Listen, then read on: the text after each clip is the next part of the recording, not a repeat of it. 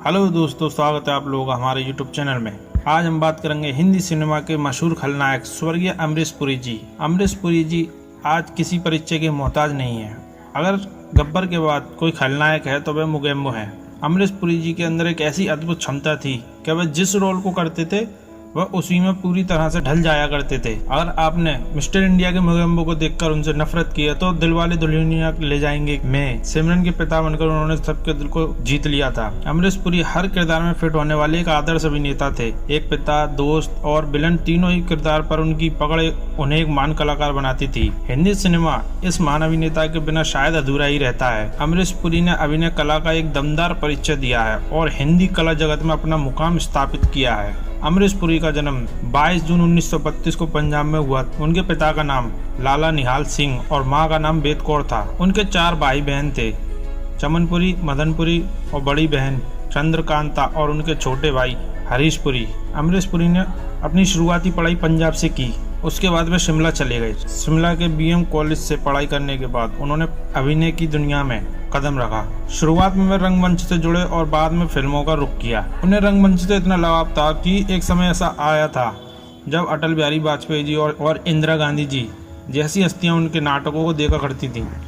पद्म विभूषण रंगकर्मी अब्राहम अलकाजी से 1961 में उनकी मुलाकात हुई और उसके बाद उनकी जिंदगी ही बदल गई। अमरीश पुरी ने 1960 के दशक में नाटकों की दुनिया को छोड़ अपने अभिनय करियर की शुरुआत की। उन्होंने सत्यदेव दुबे और गिरीश कर्नाड के लिखे नाटकों में प्रस्तुतियां दी। रंगमंच पर वे बेहतरीन प्रस्तुति के लिए उन्हें 1969 में संगीत नाटक अकादमी की तरफ से पुरस्कार दिया गया था, जो उनके अभिनय करियर का पहला बड़ा पुरस्कार था। अमरीश पुरी के फिल्मी करियर की शुरुआत 1971 की प्रेम पुजारी से हुई। अमरीश पुरी को हिंदी सिनेमा में स्थापित होने में थोड़ा वक्त जरूर लगा, लेकिन फिर कामयाबी उनके कदम चूमती गई। 1980 के दशक में उन्होंने बतौर खलनायक बड़ी फिल्मों में अपनी छाप छोड़ी। 1987 में शेखर कपूर की फिल्म मिस्टर इंडिया में मोगेम्बो की भूमिका के जरिए वे सभी के जहन में छा गए।